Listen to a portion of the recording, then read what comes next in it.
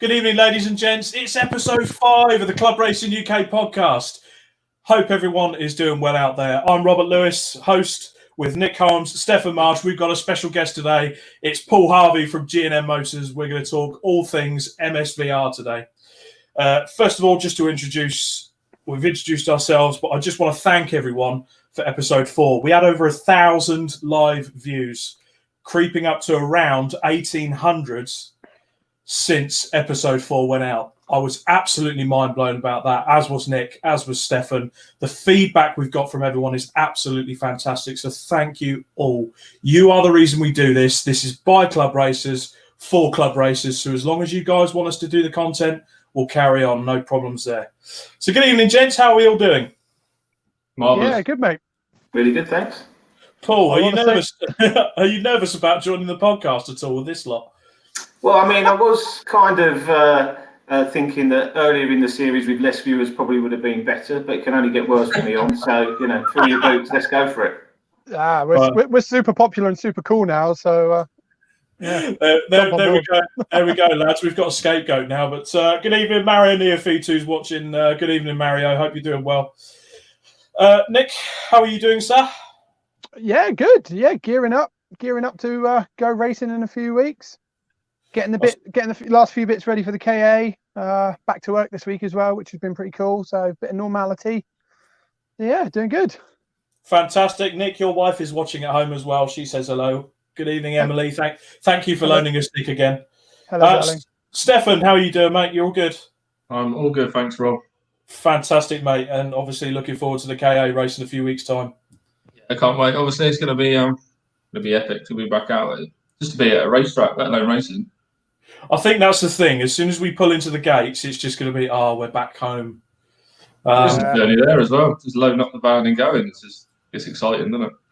Yeah, exactly. It's all part of the fun and games. I'm not going to lie. I keep seeing everyone doing these track days. I'm half tempted to take my Sprinter on one. I want to go out on track. I need to get out on track. I will be honest. You tagged me in a track day, the Ford track evening the other day, and I've got a few things I need to do in terms of tow vehicle and stuff like that. I'm thinking, can I squeeze that in? I'm tempted. So I'd drag it there, Rob. Steph's got a tow vehicle. Steph's got a tow vehicle. I might have to have a chat with you, Steph.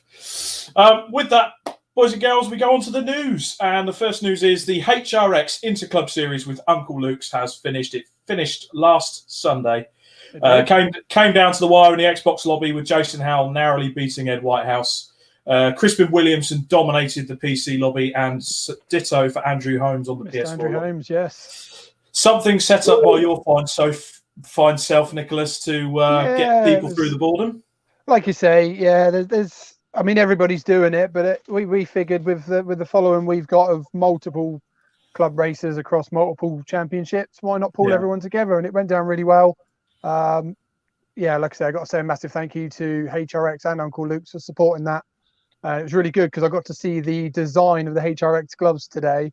And, all those winners are going to be in for a treat, that's for sure.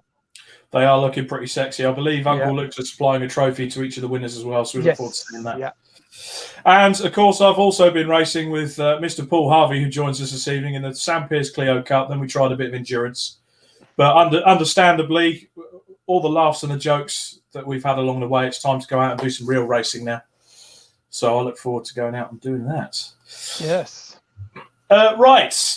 One of the main things in the news that have been coming out, more calendars coming out. So we've got Enduro KA, Super Cup, Track Day Trophy and the Championship. Bark Saloons released their calendar. The Classic Touring Car Racing Club released their calendar. Hyundai Coupe, Time Attack, and quite a few of the 750 Motor Club Championships. So everything is just kind of clicked into place. Yeah. Which is good. We'll start to get back to some normality-ish at last. Yeah, I mean, to be honest, there we go. We've got some of the calendars coming up there now. To be honest, Shane Campbell's not on there though. Yeah. I know you guys enjoyed that with the KAs last year. Sorry, not last week. Bloody hell. Mine's all over the place today, boys. So there we go. We've got Club Enduro as well. That's fantastic. And they're going to Spa in October, lucky gits. For a 3-hour race. Is that still? I believe that's still supporting WEC, is it, or maybe not? There we go. The Coupe Cup, the one that Nick didn't quite get to go out and make his nearly. I got a taste. Going to let you have a go on one of these? Well, you never know. I have to butter him up. There we go.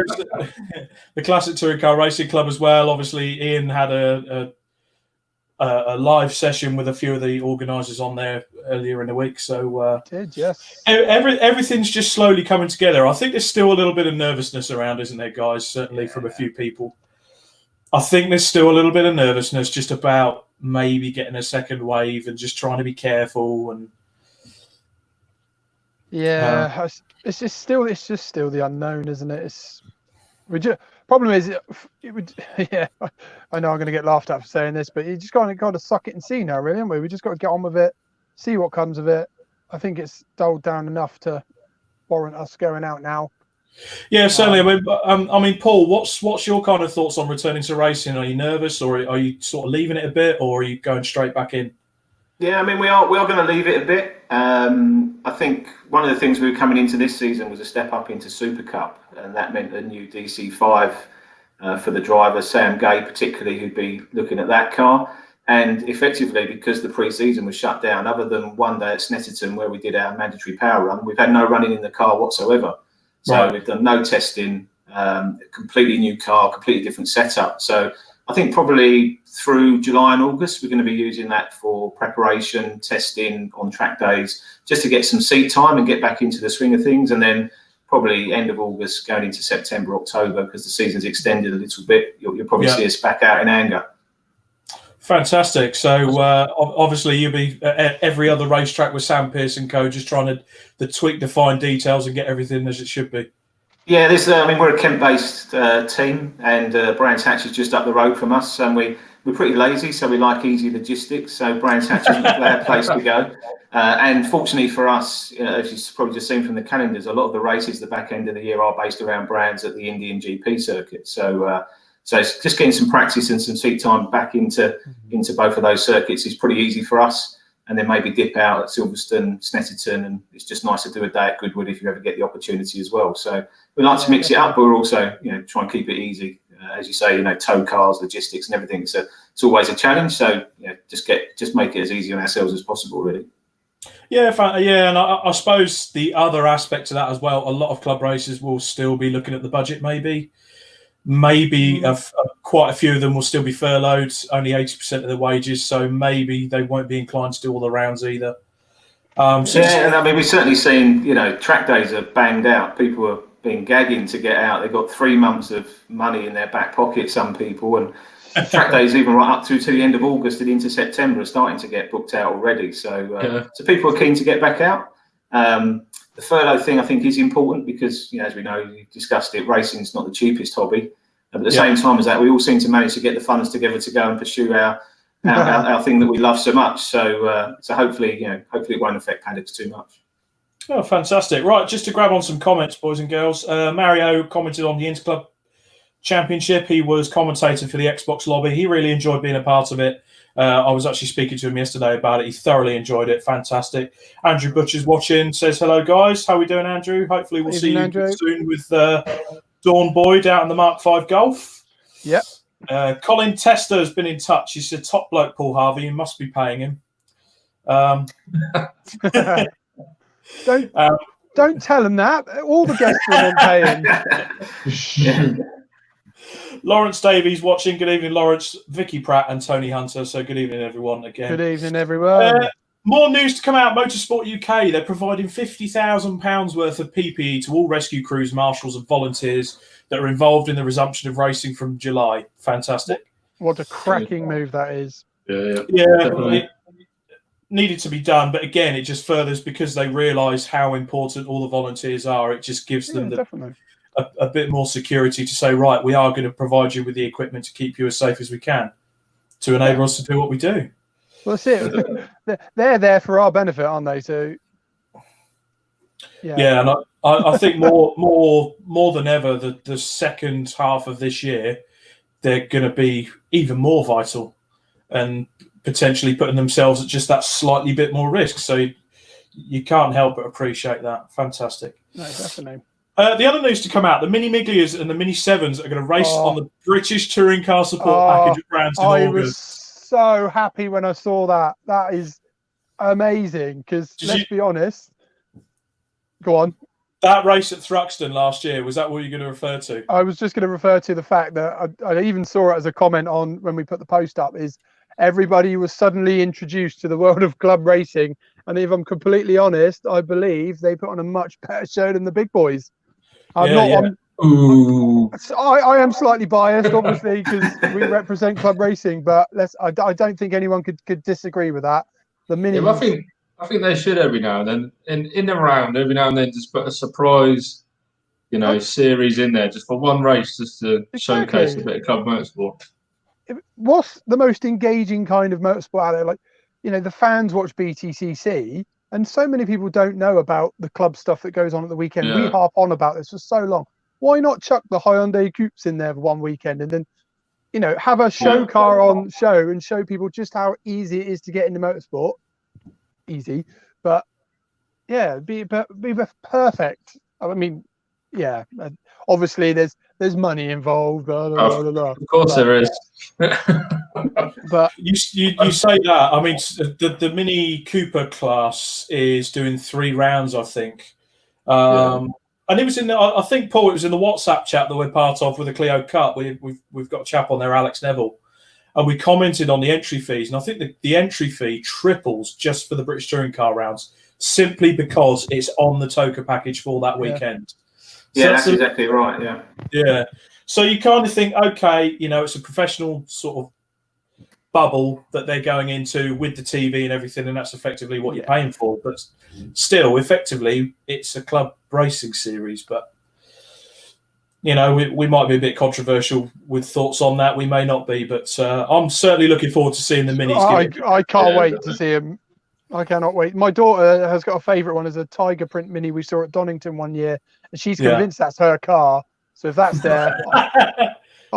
there, I'm in trouble because I'm going to have to owe her an explanation about why it's not in our. You say that as well. I don't know if you guys caught a post by Andrew Jordan. He went out and bought one. He went to a test day at Goodwood.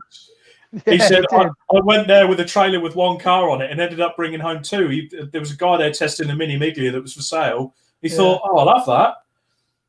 So what a position to be in, to just go to a racetrack, merrily testing and go, I'm going to buy that. Oh, lucky git. Oh, how the other half live. But it's no denying if it's getting the JRT treatment. Did you do that with a decent No comment. He did actually. Yeah, I think we were there when he bought it. Yeah, I've done that. Yeah.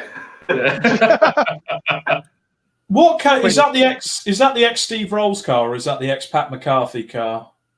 The DC5. The DC5 is Pat's car. So right. In fact, we deliberately changed the colour of it because it was really bright, vivid yellow, and it was referred to as Pat's car. So in order to sort of make it a G&M car, not forever be known as Pat's car, we repainted it white, championship white from Honda. So I think we did that. And the day we turned up, unfortunately for Pat, the engine let go at Brands. So there was a bit of negotiation afterwards, and we picked up the car without an engine. And we've spent the winter rebuilding some bits on it. But it's definitely a step forwards for us in terms of the cars that we've been using. So, but it does look good with the other Civics, the EP3 and the FN2 that you guys run. Yeah, so we've got not known as CRX as well, which we bought last year, which is next CRX Cup car, which would probably be in Class D in the championships that we run. It needs some work, but as with everything, there's only so many events that we can get to, and that one slipped down the order because the DC5 has snuck in. But it's super cool, and it's in the race barn. It just needs a bit of work from Sam Pearce Motorsport on it.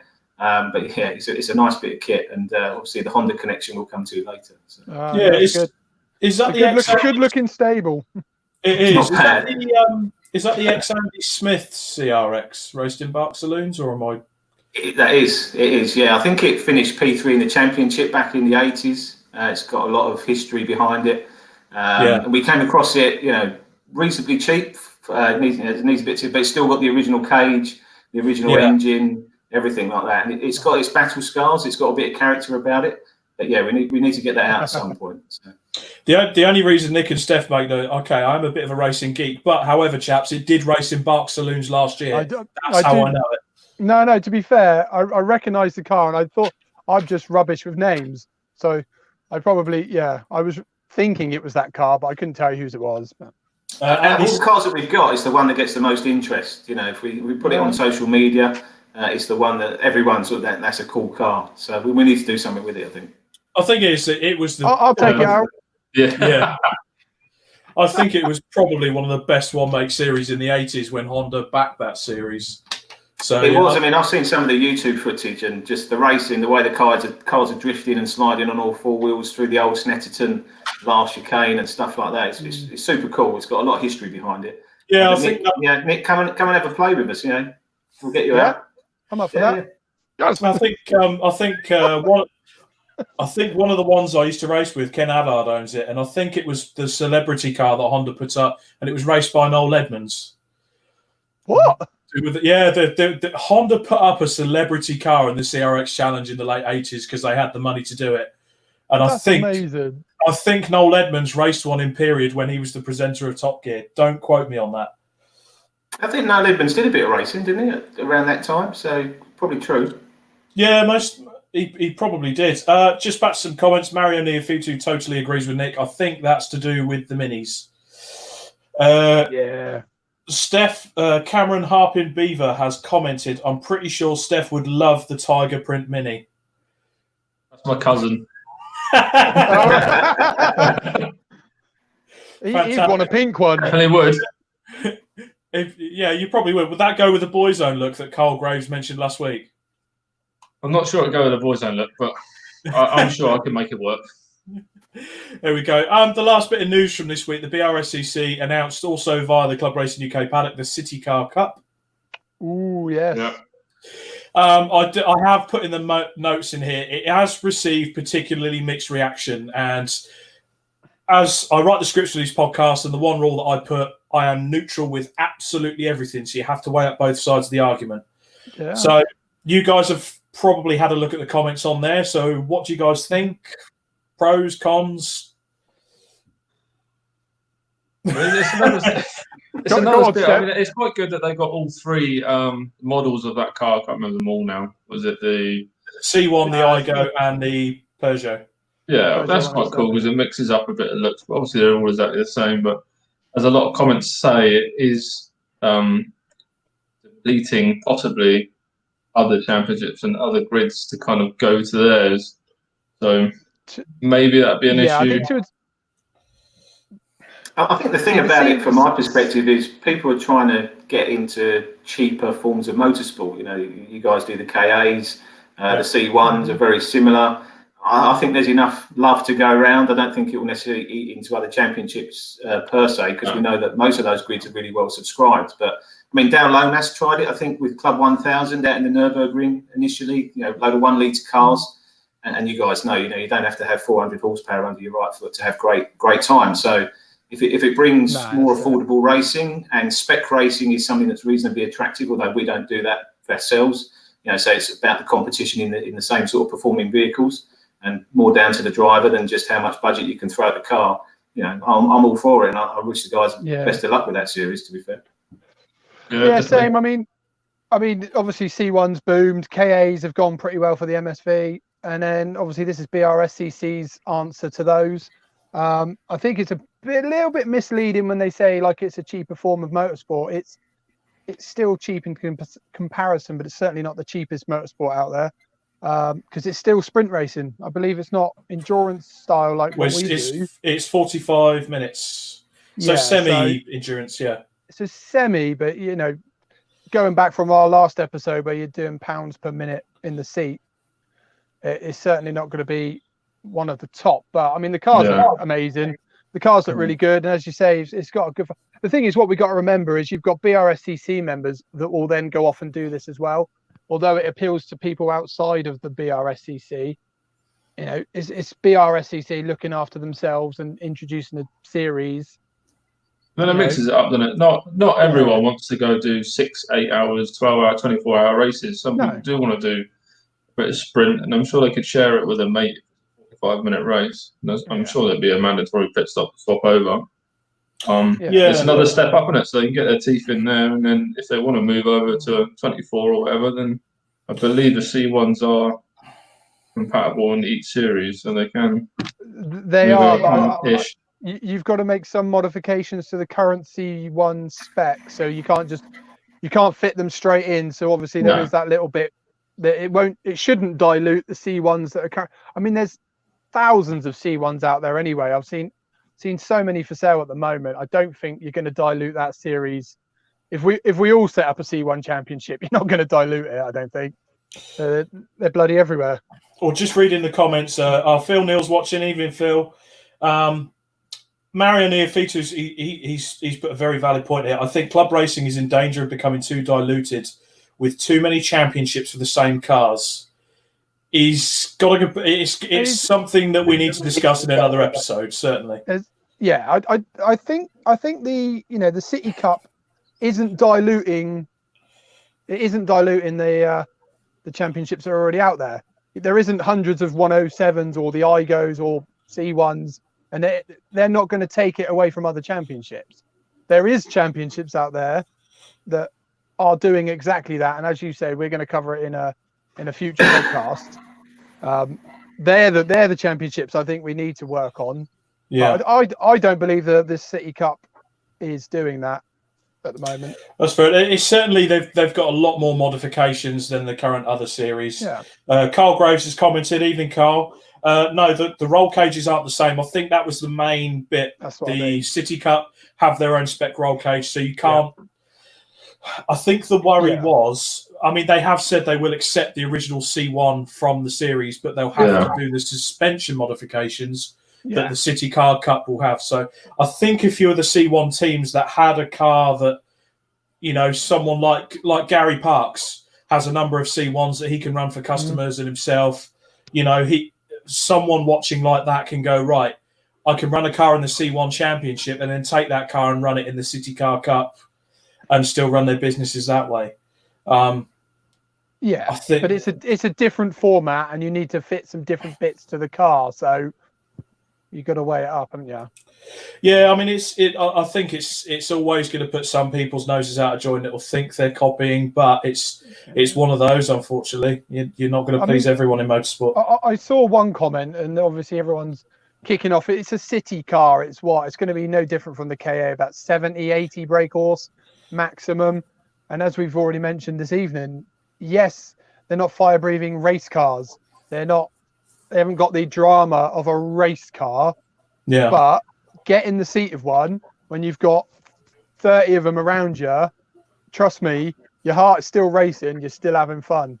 So, and to get them to go around the circuit quick, comparable to themselves, it's still a challenge. Yeah, there's a separate skill in that, isn't there? So Martin Cully commented, I think there is a lot of championships to race in. I think there should be a limit per organising club to keep dilution of races to a minimum. Yeah. That's a good point there. I think the Blue Book, reading into it, the Blue Book and the MSA are kind of entrapped by their own rules because physically they can't stop someone from creating another championship in theory. We could go do one tomorrow. Whatever we want. Because if they turn around and say you're not doing that, someone can go to the Court of Arbitration for Sport or so on and so forth, appeal, win, and set up their own chat. So kind of the MSA have kind of got their arm tied behind their back in terms of that. Yeah, and you see it all the time, don't you? I'm not going to name names. Certainly don't want to be going through any mud with anyone. But, as you say, great popular championships with 40, 50 cars on the grid at a time. Wonderful. Have their fallings out, and then they do split, and you end up with two championships exactly the same, run by two people. That's the dilution that we've got to stop. When you've got rules and regs that are bang on exactly the same. Yeah. My mate's racing over here, so I'm going to race with him. Oh, well, my mate's over here. So, and then you get two grids of 10 cars. It's that kind of stuff we need to stop. Or not stop, but address.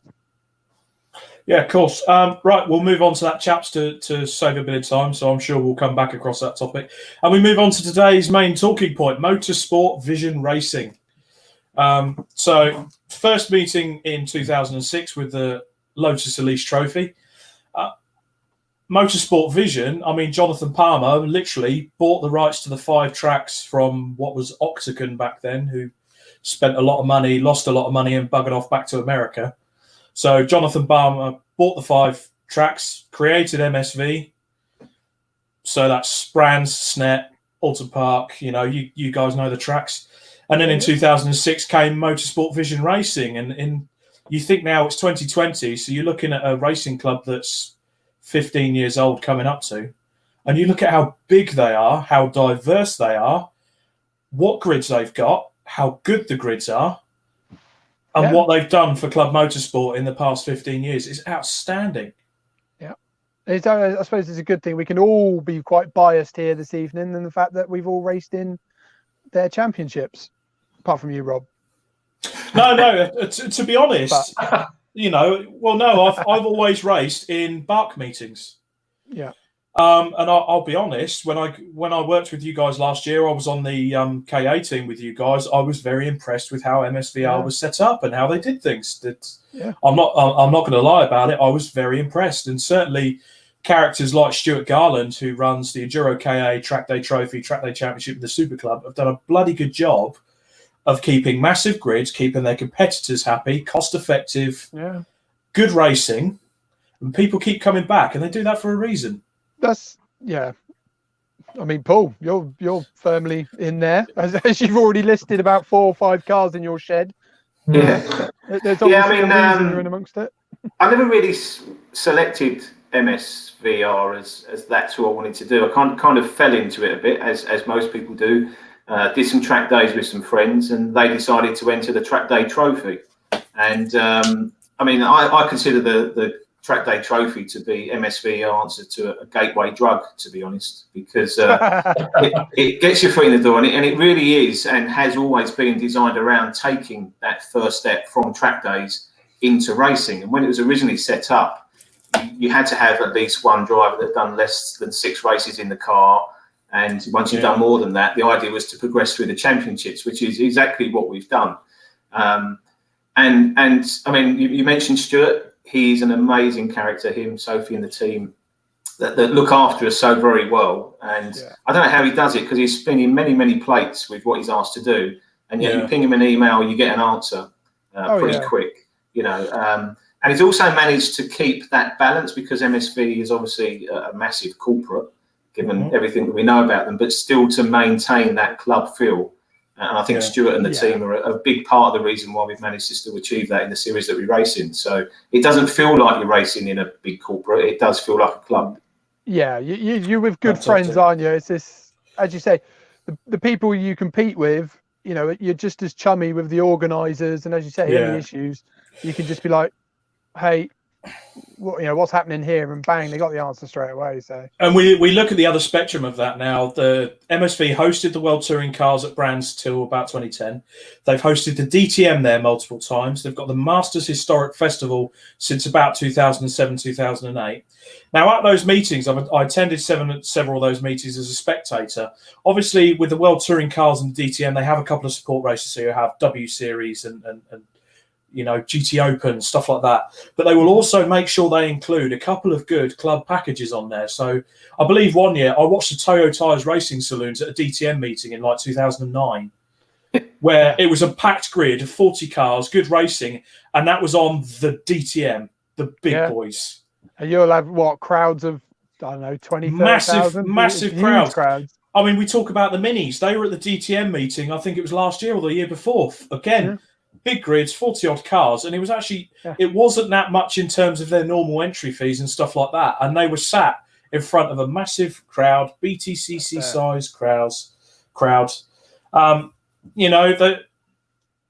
going from that as well, I think, Mr. Palmer himself, before he went in to do the racing there, he ran the championship, the former Palmer Audi Championship, the single-seater series. That was incredibly successful until about 2010 when it disbanded, because you had the graduates from there. So Justin Wilson, Darren Turner, Damien Faulkner, Robbie Kerr, Justin Keane, Steve Warburton, Adrian Wilmot, Joe Tandy, Tim Bridgman, the Porsche driver, Jason Moore and Nigel Moore. How many of those names have we seen in top-level professional motorsport? Yeah, exactly. Good feeder. Very good feeder. Incredible. On the other spectrum of that as well, they're also organisers for the British Superbike Championship. That's no small favour. No. That is absolutely immense. Colin Tester has actually commentated. He was in that race, the Toyo Tyres Racing Saloons race with the DTM. Fantastic. You have to get some pictures up, Colin. Yeah, send them in. Yeah, Colin, send us some pictures into Club Racing UK. We'll try and get them on next podcast for everyone to have a look at.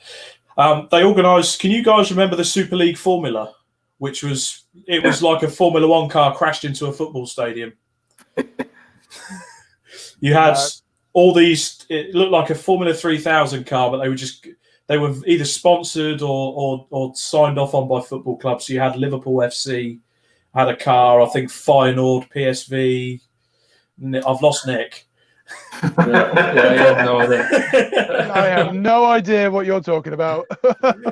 Paul can remember it, I'm sure. But that was totally weird. Football and racing trying to mix. But surely that shows just how forward-thinking the MSVR are, that they try to. Well, I think it was a World Series, but MSV sort of took it on to hold the British round, and they were very good at doing that. Another one similarly. Can you guys remember the A1 Grand Prix? That was held at Brands Hatch, the World Cup of Motorsport, they called it. So you had a country ran a car. So you had Robbie Kerr would drive the Ireland car. Can't remember who would drive. No, was it the Ireland car or did he drive for GB? I can't remember now. But yeah, Great Britain had a car and it was ran by various teams. Unfortunately, didn't really work out. Yeah, Frank Frostick has commented, Rob, you are a true motorsport geek. I don't know whether that's a compliment. Yeah, he is. He's a proper geek. He is. Nerd. I know. He's pretty knowledgeable himself, so he's up there. Yeah. I'm not kidding. Don't... We're at a KA meeting, and I'm normally boring these two down here while we're having a bit. Oh, do you know this? Do you know that? Yeah, it doesn't bore me. I sit there in awe of you, Rob. I do. I had nothing to better do when I was a child. That's probably what it was. Yeah. Than just watch race cars going round and round. Maxine Nichols is watching. She commented lots during the last episode. Good evening, Maxine. Hope you're well. Good evening, Maxine. Martin Cully comments, I selected MSV having raced with them and the championship I was racing stopping, so I had to look for a championship to race in MSV with. That's fair enough. I think he races Super Cup, doesn't he? Yeah. He's also commented Adam Carroll was in the Island car, so that's another driver that was quite successful. Don't know if you guys can remember Adam Carroll. No? Yeah. See, Paul can. There's another geek on the show. I'll show my age now, Paul. To be honest. I'm not 25 anymore, as you can probably see from the grey hair, And the other thing they organise is Carfest North and South. Obviously, Chris Evans' big event. He was doing it for Children in Need before, but I think he's doing it for someone else now. He's left the BBC. So that's cool. That's good. So let's have a look at what they've got today. Then I sort of went through their website, looked at all their championships that they've got now. I'm not very knowledgeable on every series they've got on there, but some of the championships on there are wicked. Why not, Rob? Why do you not know everything? Why do you run out of geekness now? Because I have to work for a living and I've got a race car in the garage I've got to sort out myself. I'll start off with the champion of brands and the Heritage Formula Ford 1600s. I love a bit of Formula Ford action. Run by James Beckett Motorsport. There's normally about 5 rounds in the champion of brands. And the Heritage Formula Ford is sort of a pre-93 Formula Ford championship. Big grids, massive racing. And we've actually got a video clip of the grids, I believe, at Brands Hatch. If we could just play that, gents. Driver leads. The Dutchman is in second in the white car. In third.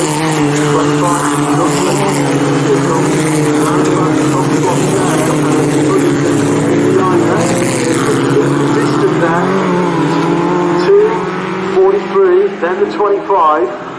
That's your top 3. I miss race cars. just quickly, did you say that was at Brands Hatch? Yeah, that was a funny looking Brands Hatch, wasn't it? I thought you were a geek. I thought you were good at this, Rob. I looked I looked through so much footage in making this episode. My brain's frazzled. Next, we move on to the Clubman Sports Prototype and the Sports 2000. Now, this is one of the movers from the Bark organisation that's come into MSVR this year. We've got a video clip for that as well, so we'll just play that, and if they've got it somewhere. Druids for the first time, this huge field underlining how popular Sports 2000 racing has become once again. Turns its way then now through the hairpin up at Druids and then down to Graham Hill Bend. Aldershaw ahead of Johnson, ahead of Genby. That's the top three. And you've got two of the top drivers in the category then running together for second and third places here. Rick Johnson and Mike Genby. And are they going to be able to do anything about Aldershaw? So there we go, sort of a sports prototype championship. They look wicked. And that was a Brands Hatch. That was a Brands Hatch, yeah. I know that one. Jason they look Goddard. cool. A question for Paul. Jason Goddard. What does Paul think of the stripes on the grass? Yeah, that's a personal kind. So Jason knows that I like my stripes on the grass outside. Mr. Palmer doesn't like us going on his grass, does he? But no, he doesn't. They do pretty good stripes at MSV. I mean, I'm reasonably impressed. Yeah, I'm happy with them.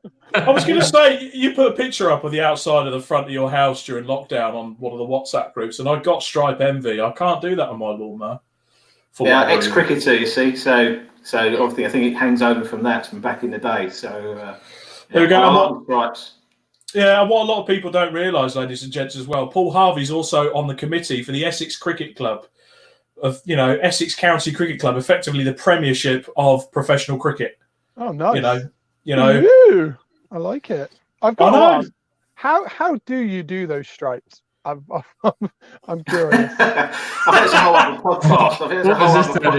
Yeah, but don't cut your grass too short and use a good mower with a roller. That's the answer. Okay, so on tonight's episode of the stripy grass, Stripe Racing UK. Yeah, you're talking about racing stripes on cars, not on the grass. Although people in our team and certainly in our group spend most of their time on the grass. To be fair, so if you have stripy grass, does it make it go faster? Go faster grass. Go faster grass. Yeah, this is a new one. Oh. Yeah, I might trademark that and try. I've got to coin that. Yeah. Jonathan Candler. Apologies if I've got the surname wrong. I'm not good with some names. Track Day Trophy, which started off as just a step up from track days, has been so successful it now attracts the big teams and top level drivers. It's come a long way from what it started out as and shows how well MSVR run it. Very true. I mean, Paul, yourself, you guys have Mike Bushell racing with you. Yeah, I mean, we were lucky to pick up a relationship with Mike. So, as you know, Mike raced the last few races BTC last year and had a full drive lined up for this season, which we're hoping he goes through. Pure coincidence, his father's in the motor trade. He happened to be down at the Paddock Wood auctions with young Sam, who's our lead driver. Got chatting, and Sam, as a bit of a throwaway comment, said to him, if you fancy a run out in any of the races, feel free to come and join us, which is, just chance your arm type thing. He went, yeah, absolutely. When do you want me? So he came down and was polar opposite to what you think some BTCC superstars might be like. Offered to pay for the drive, which we politely declined and said, no, please feel free to give us the benefit of your experience. And he raced a couple of races last year. It's going to be helping with the setup of the DC5 with us this year. We'll be out on some track days. And I think, testament to the series and the credibility of the series that someone of that standing is more than happy to get back into club racing and be competitive. He did manage to put a 54-second lap in round Brands in a Class C car, which was fairly impressive. And he helped us get a couple of seconds a lap faster ourselves just by watching his data on the V-Box. But yeah, I mean, he's a good guy, and we're very pleased to have him on occasion as a guest. Fantastic. That's great. That's what's great about it, though, isn't it? He's a racing driver at the top level. He still wants to come club racing. Yeah, and also it was great for the feedback, because we were a bit nervous about putting him in the car. It was really unfair. He got a BTCC drive, and unsurprisingly, he won both the races that he drove in, but he only did half the race and drove with Sam in that. But the other guys actually were really pleased to be on the same track at the same time with a current BTCC driver in power to weight competitive cars. So they had equal footing and equal chance, and had the chance to go wheel to wheel with him, which was great for the club racers as well. So I think it worked both ways, actually. That's it. You've raced against the BTCC champion. Yeah. Okay, gents, we'll move on slightly. So, other championships on the MSVR calendar. Oh, don't start, Nicholas. Big shiny head. To be fair, actually, this week in your notes, we haven't got lots to get through. Must move on. Yeah. We haven't got that this week. It didn't work last time, did it? No, It didn't. it was me nagging you. Yeah, so we've got the F3 Cup in there of F3 cars from 2011 backwards, quite well supported, sort of seen as a feeder series if people want to get into single seaters and then maybe progress on to Formula 4, Formula 3. I know Chris Dittman and co-run cars in there. Focus Cup. Now, I'm actually going to cover this in another podcast because we're going to do an Arrive and Drive podcast at some point. Because the Focus Cup is exclusively an Arrive and Drive series. You can't build your own car for this, which is what makes it unique. There's a couple of notable names at racing this. Gary Mitchell that we know that used to rally across the Puma. He's won races in it and he's committed to a full year in it. Andrew Wilmot as well, who runs trade price cars and the British Touring Cars. He turns the steering wheel in that series as well. And it's effectively a Ford Focus 2-litre TDCi that's mapped to about 175 brake and 1 million foot-pounds of torque. Can turn the earth. I have heard that time stops whenever they start the race in that series. And they're an ideal safe choice for novices, but are also exciting enough for experienced racers. So they run on slicks, nice British Touring Car inspired body kit. They look absolutely mean. They do look good, yeah. And I think they're doing an offer now. I think it's $2,000 all in for the first meeting. So if you are interested, get hold of Focus Cup Racing. Yeah, but we will cover that. We will cover that in the Arrive and Drive podcast. We move on to the mini challenge, but not the one on the Toka package. Yeah. So they've got a separate JCW class for people that don't want to be smashed up on the Toka package. And they've got obviously the the less powerful Cooper and Cooper S class that have got fantastic drivers on there, the likes of Alex Neville, Stuart McLaren, absolute top drivers in 130 horsepower Cooper class cars. Yeah. That's only 100. I didn't realise this. It's only 130 horsepower, 1.6. Yeah, on slick tyres and adjustable AST dampers. Yeah. I can't believe that. I watched them. We've actually got a video clip here. Watch this for the start. This is awesome. Well, it's a partially reversed grid for this one. The top 4 reversed from the result from race 1 in both classes. So Kyle Reid, who won on the road in the first race, but was demoted to 4th with a 5-second track limits penalty. Oh, no. They haven't got the actual start. I picked the start into the first corner. Okay, bit of a technical hiccup there. I do apologise. But it does say it's not unusual to see these minis chasing down supercars that cost 20 times as much on test days. They've got a good point there. They've got a good point there. Yeah. We will get some decent footage for another podcast because it was quite good. Carl Graves has said, we've already covered this, Carl, but it is on the Toka package for 3 rounds this year out of 5. I think Carl's running Alex Neville in that this year. It's a good-looking car, that. We've had several comments. Nice. We've had several comments, chaps, on the Enduro KA. Surprise, surprise, we're going to cover that later, gents. Mario Neofitu, he's asking, when is Nick's mum making an appearance? I knew that was going to come up. It's not my anniversary this week, so hopefully... Not popping around tonight, then? No, hopefully not. That is savage. Well, I come out into my van to get away. This is my zen. Me bloody mother rocks up with a present.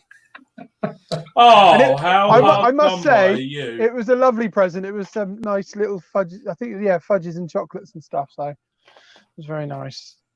Okay, we move on to the Radical SR1s. Yes, thank you, Nick's mum, for that, even though you don't bloody appreciate it. So the Radical SR1 Cup. Paul, you've had a go in one of these, haven't you? Yeah, through the Driver 61 guys, a guy called Richard Baxter. He raced in the SR3 series, and I said, that's a really nice bit of kit. And he managed to get me a day with Radical at Snetterton. And at that point, the fastest I've been around there, I think, was in Colin Tester's Super Tune Puma, kind of, banging out fast 224s or whatever it was. Jumped in that with some pro support, and eventually in the afternoon they had the confidence to let me out in it. Next thing you know, you go around in just about 2 minutes. 2-minute ones. I think I dipped just over the 2-minute mark. And suddenly you start thinking, Snetterton's not as big as I remember it being. I'm coming around here pretty quick. And they are amazing bit of kit, and actually pretty good value for that series. I think you get the car and your first year and full factory support from Radical in that competition, and it's your first introduction to slicks and wings. It's on treaded tyres rather than full slicks, so it's a little bit more user friendly. And the Gen 2 cars are pretty impressive and weren't that difficult to drive. I think I was expecting it to be super highly strung, want to spin me around, every opportunity, and actually they were fairly driver friendly and grown-ups go-kart is the way I'd explain it. Really nice bit of kit. I mean, what's the power to weight on one of them? I bet they're an awesome bit of kit. Yeah, I think they're kind of like 650, 700 kgs. Chuck a lot more than that with me in it, to be fair. And pushing out about 180 brake, I think, from the Suzuki in the back, but high revving, flappy paddle stuff. Really good. Yeah, really good day out. Nice. I doubt I'll fit in one of them. My head will be about that much over. I've got this image of Nick coming back in with his helmet plastered in bugs. You definitely ruined the aero. Because absolutely just me beard just everywhere. Fantastic. We have the Monoposto Challenge on the series. So this is sort of any sort of single seater that's quite old Formula Renaults, Jedis, old Formula 3s. Engine size dictates the class which the car falls into.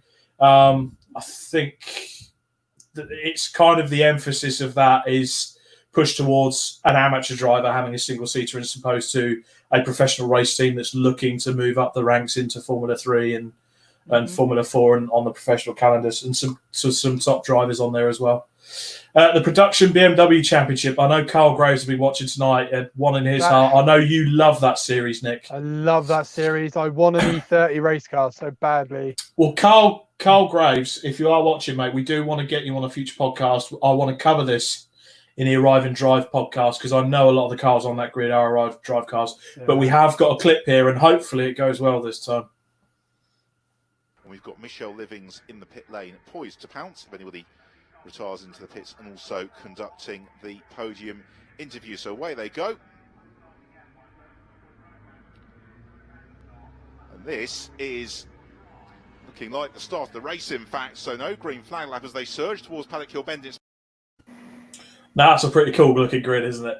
Yeah, I have got a soft spot for an E30. I used to have one actually, a 1983 B-Reg E30. I should never have sold it, but how much did you sell it for?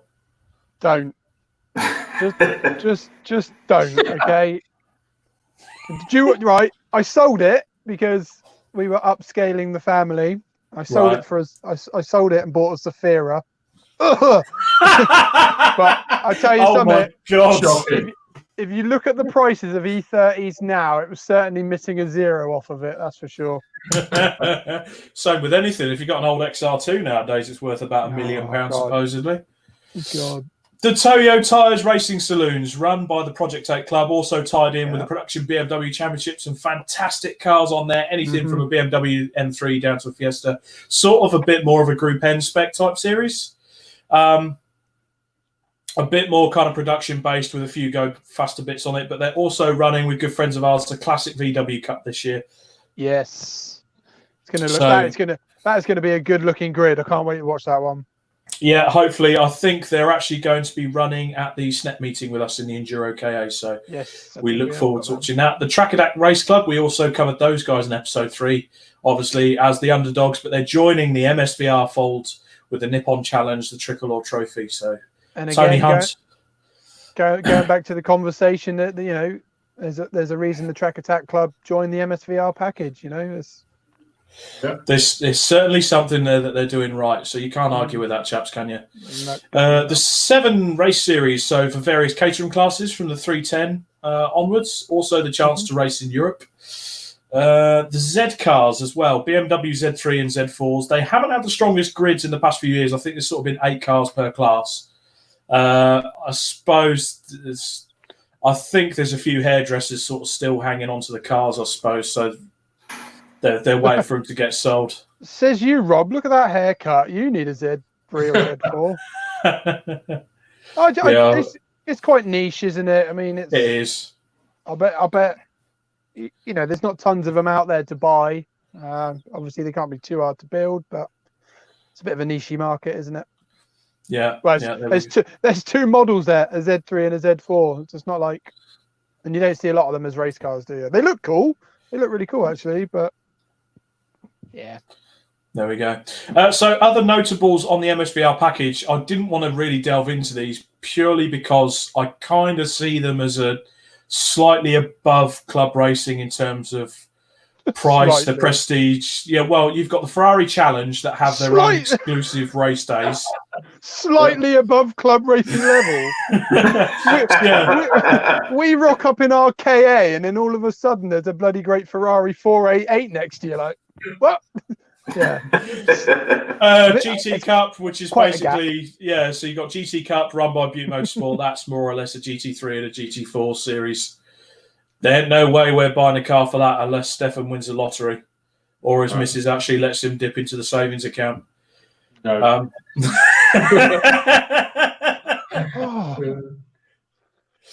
Lotus Cup Europe. I didn't want to mention Brexit, but we'll just leave that there. But what we're going to do now, we're going to get excited because we're going to talk about the 4 series that really make us tick.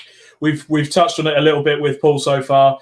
With our wonderful guest Paul Harvey, we have the Track Day Trophy, the Track Day Championship, and the MSV Super Cup. So, Paul, take it away. Tell us about some of the drivers, the cars, how you got involved, and just sure. So I came to motorsport quite late. I'm 47 now, so I don't have the bravery of some of the other team drivers.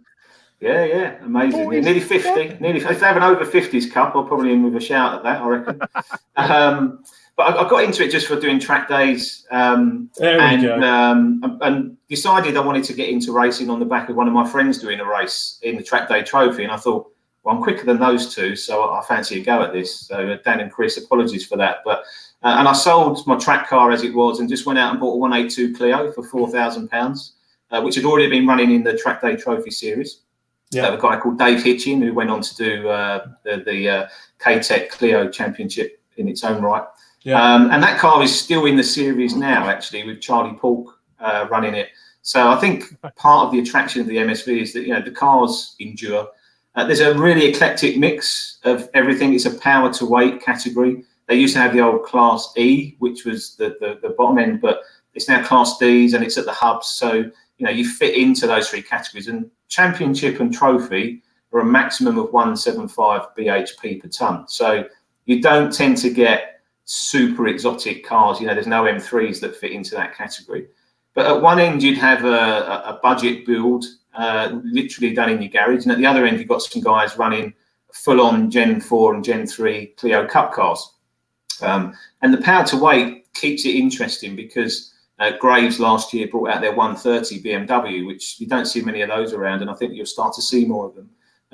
But immediately, a car right at the very front and the sharp end of the grid being ultra competitive is kind of 20k fully built and available to be done better.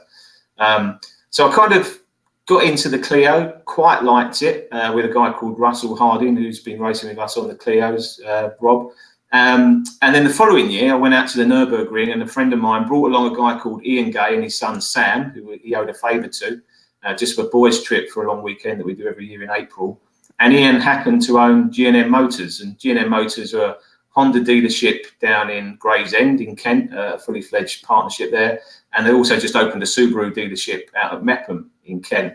And Ian had a box of brands, and he'd let me use the box to invite some guests when I raced there, and said to his son, surely you'd be interested in doing this, wouldn't you? And he said, yeah, I'd love to do it. So next thing you know, they get a part exchange Mugen Honda FN2, not many of those around, and decide to completely smash it to pieces, rip its interior out, throw a cage in it and turn it into a race car. Nice. And that started the journey really of G&M.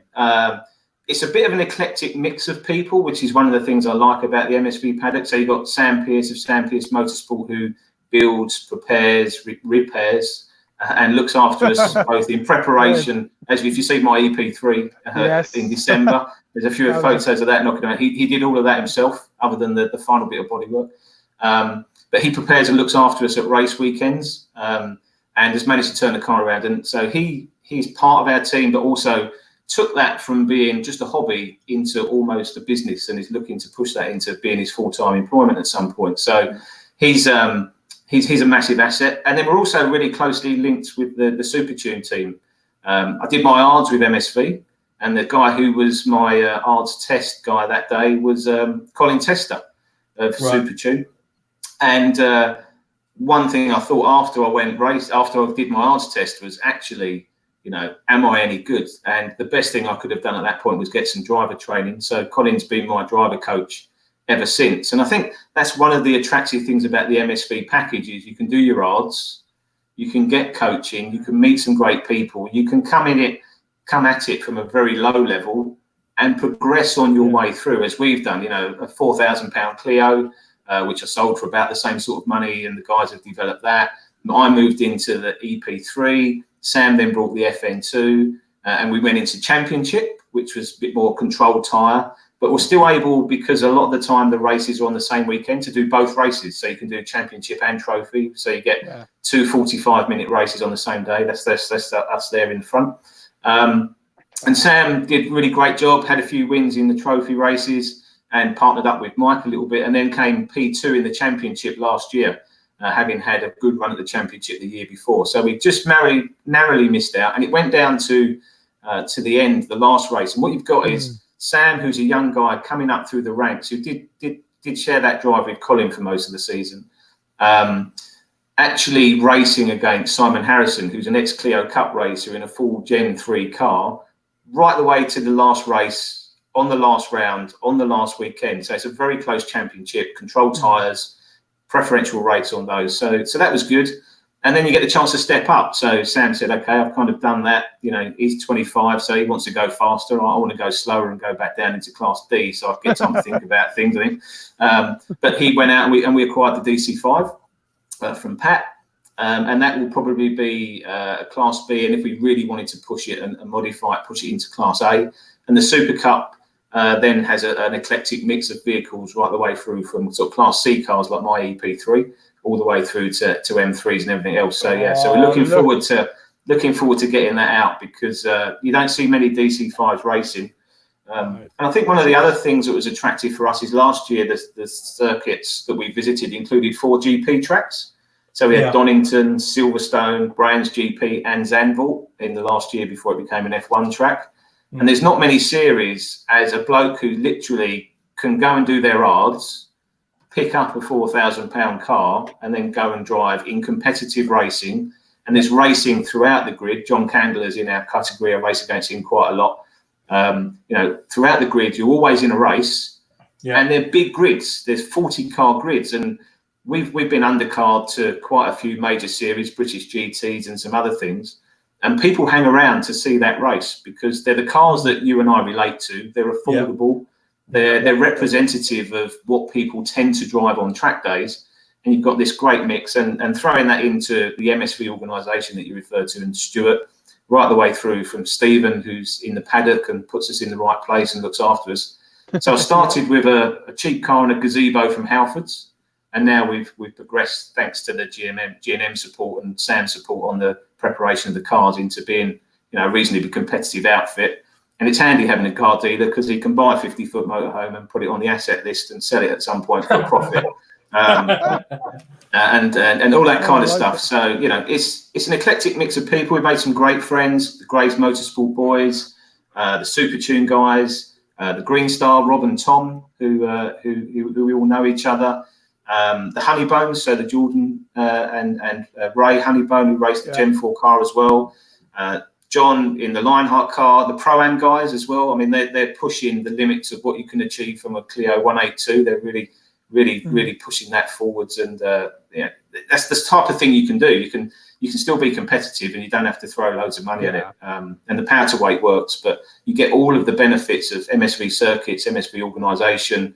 And one of the things I do like is in the events that we run, particularly the trophy race, is kind of a memorial trophy, which is for the spirit of that race weekend. So it might not be the person that wins. So John Candler, he races a really nice 306, and he got taken out on the start line. His car was smashed to pieces, and he had to go away and reshell the car and put all the hours in and all the pain that you go through, and hasn't got a massive budget to do that. And then when he came back, he got a podium, and he also won the Memorial Award that day for kind of the spirit of motorsport, which was getting back out there and sorting it out. So yeah, it still maintains that club feel. But you can go right the way through and have a long and fruitful career. And I'm sure, Alex Neville raced in the minis in that. I'm sure he's going to go on to great things.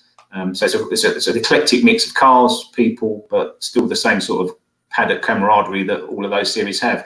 And then the latest addition to that is the KAs, the cars. So I was quite disparaging them at first. I wasn't really sure what it was all about. I saw them in the first round at Donington and just thought, why would anyone want to be doing this? And by the end of the season, I couldn't wait to be getting in one. And this year, I'm due to, with Frost Racing, Frank Frostick, to actually make my KA debut at some point. Hopefully in the Brands round, if there's a seat, because it's a popular series. And I think, you can get full value for a weekend with MSV. So I can do a Super Cup race, a TDT race and a TDC race on the Saturday, and then stay overnight, and on the Sunday do the Enduro KAs for the 500-minute race. So you definitely get bang for your buck, and you can make your weekends work for you, I think, with that series. But it's full of great people at all levels, and we're really pleased to be there. Yeah. I mean, looking at the comments, Mario's commented he's got a 106. I used to race against him. He's quite tempted by something like the Track Day Trophy with Power to Race. I know, Nick, you've looked at it with your Vectra. Yeah. I can't afford to pour tons of money into a car, so Power to Weight is where I'm looking now. And as you say, I won't lie, being with the MSV last year, there's a very high chance that it will come out next year in an MSVR series somewhere. Yeah, and if you are cost conscious, because it's the 45-minute races, you can split the costs between two drivers or two entrants. We got Matt and Steph on board in the KA, so chances are one of these boys will join me for one of the other races. Rob, I might get you in the car. I've seen your driving. I've seen your driving. It's all right.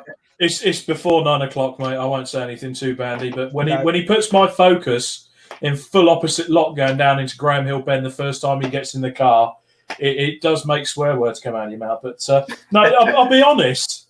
Fills you confidence, doesn't it? I mean, Jamie was watching this evening. Evening, Jamie. I know he runs several cars in that series as well as the KAs. He's does a lot of sponsorship with the series as well. A lot of good work with them. Jay Finley's watching as well. He's got a couple of I think Gen 3 Clio Cup cars in that. Good friend of ours, Jay. He says, "Big love, gents. Keep up the good work. Thank you very much, mate." Thanks, buddy. Frank Frostick, Wasworth, has been in Track Day Trophy for 3 different years. I'm greedy though, so do all the races myself. Why not? But that's the thing, isn't it? You can. It's not like hours of racing where you're going to be knackered. You can still do it by yourself, but as you say, if you're cost conscious, you can split it up. It's great. But the thing is about the 3 series. Okay, Super Cup, it stuttered a little bit last year, but they're putting a lot of investment into it to get it going. They've got a new Yokohama control tyre, but it's got big cars in there, some good drivers. So I think we may possibly see a bit more of a resurgence in Super Cup. But Track Day Trophy and Track Day Championship, I have never seen a grid that's bad on there. Even an average grid, it's always 40 plus. Always 40 plus. And most of the rounds already this year are getting close to full subscription because of the condensed calendar. I think the benefit of being with MSV is they can fiddle around with their circuits and squeeze you in. So some of the other clubs may well have had to cancel rounds that they may not be able to reorganise, but MSV can prioritise themselves to some degree, I guess. But there's never a bad grid, and it's always full up. And even if you've got TDC and TDT on the same weekend, you can have 40 different cars in both of those races. And they're great fun to watch because they're highly competitive. And then so we move on. Finally, for today's podcast, we move on to the Enduro KA. And Paul touched on it there. You've got people from other series that maybe thought at first, or they hadn't really seen what the C1s had done and was a bit dubious of what the KAs would do. But for a first year last year, the KAs were brilliant. There was never a grid of less than 25 for a race, which, considering, what they are and what they do, is absolutely fantastic. Moore's Motors put out some fantastic cars. Grace Motorsport put out some fantastic cars. Club Racing UK put out the best car. Slightly biased. They were always late in the garage on the test day, though, weren't they? You could never get them out when you wanted to get your car in. They were always hanging around, those Club Racing guys. Oh. Just enjoying it here. Yeah. You try getting a car out when you're hungover. but the fact of the matter is, chaps, I mean, I'm speaking from a standpoint. I've raced myself, but last year I specifically helped you guys out. You guys did the racing, and to watch how you guys progressed through the year, which then culminated into what you three did at Brands. You had Matt Hibbard, who's done, I believe he's done ovals, hasn't he, guys? And he's he did. He's as a teenager. Stock car racing. So he did stock car racing. So he's turned the wheel. Stefan, you did your arts, and Nick, obviously, you've raced the Vectra. But the three of you, to watch how you three progress through the years. So the start of a weekend, Nick and Matt would be on the pace. Steph would be about half a second behind. But by the time Sunday came around, all three of you were bang on the pace. You were consistent, fighting it with some of the top guys, and you had some bloody good drivers join that series. The last round, you had the likes of Nick Tandy, JTR, Lewis Selby, all in the top cars. Rob Gravitt came for a turn. We raced a touring car champion. Yeah, and his son Tim Harvey's coming out this year. Graves Motorsport, with the Almost Racers, that's a team that's being coached by Damon Hill. Eric Bullier came out with us, and that's in a bloody KA. Yeah, a bloody KA. Yeah, I know. And it's such a good formula. But to see the way you guys went through the year, we had highs, we had lows, but ultimately, I think you three got the most out of that car you could, and you always came out smiling. Nearly. Maybe not a Snetterton, I wasn't, but... Well, which part of Snet? When you punted someone off or when you ignored me? Everything after that part. Yeah. But then the bit that you learn from that is mistakes happen, and we just learned from it, and it carried on. The thing is, that's it. I was very young in my racing career. I'd only done 3 races with the classic touring cars in my uncompetitive Vectra. So for me, getting in the KA was, the reason I chose to do it is because I didn't know if I was any good behind the wheel. Obviously in your head, you think, yeah, I'm bloody brilliant. But, after 3 races in the Vectra, and it was slow as buggery at the back, non-competitive, I couldn't pour money into it. So it got me doubted myself. So with the KAs, all equal cars, soon realised I'm not too bad at pedaling a car. So it was a great confidence booster for that. But then it was also, hilarious fun. As you say, highs and lows of motorsport, but I had some of the best time I've ever had, especially with these boys and yourself, and even the guys in the paddock. These are all guys that I'd never met before. And by the end of the year, I've made some amazing friendships from it. Frank Frostick's commented. He said Eric Bullier enjoyed it thoroughly. He was a very nice chap. Tom Starkey has messaged in, Paul. He's been on the races with us. Splitting the races is great in Track Day Trophy and Track Day Championship. Great introduction to the sport, both in terms of cost and how it all works. Plus, doing it with your mate as well. There we go. As long as you're doing it with your mate, I think those 4 series kind of encapsulates it. Primarily, you're doing it with your mates. Yeah, and it's just it's something that's certainly caught my attention. Yeah, I think we use the phrase with our team. We use the phrase with our team quite a lot. Mates first, racing second. You're there if you do the test day from Friday. Maybe sometimes you turn up on a Thursday if it's a long trip away. You're there through to Sunday evening. So out of that, you're not racing for a lot of the time. Right. And I think as Steph would know, he spent the day with us the day before the KA race in the garages and stuff like that. And it's very open and friendly, and you extend those relationships sort of further and further and further along once you get to know the people in the paddock. And I think that's motorsport in general, but I certainly think it's absolutely true of the MSV series. So.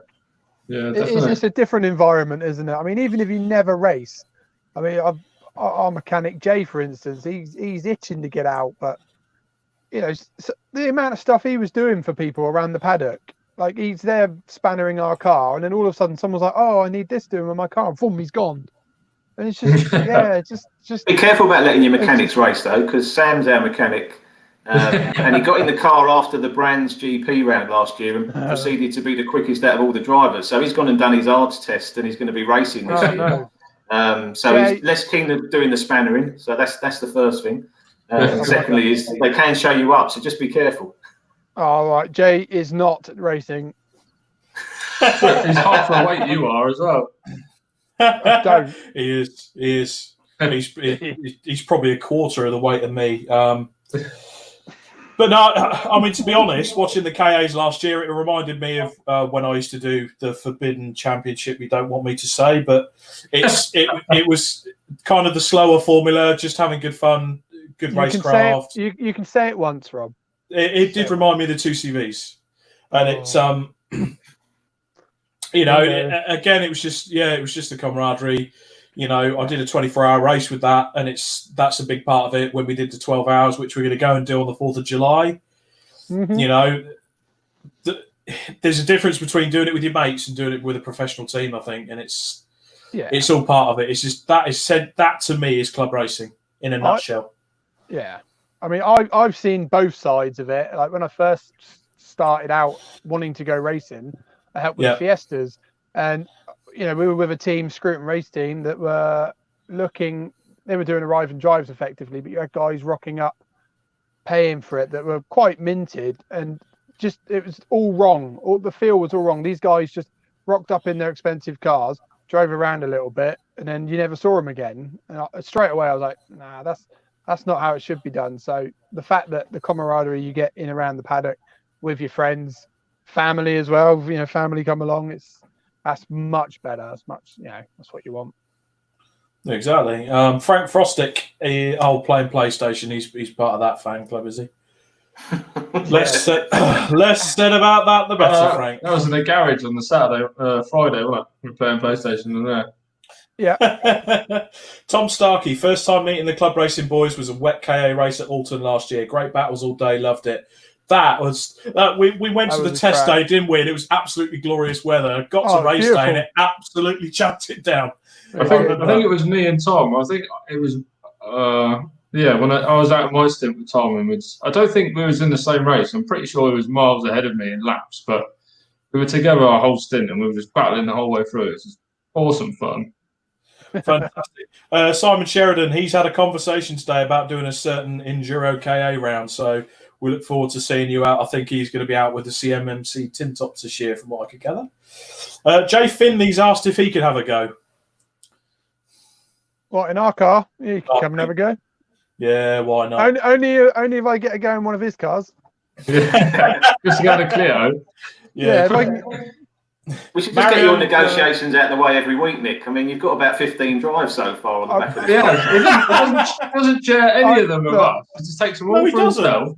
Yeah, so, you know, Stefan helps present the podcast. I write the bloody scripts. He gets the drives. Yeah. Wow. You don't ask, you don't get, boys. Simple. It's because they know you can't go them up. Mario's actually asking Nick, are you going to do... he wants to do same team colours, your Vectra and his 106. That'd be like little and large, wouldn't it? Same team colours. I've got a plan for the Vectra.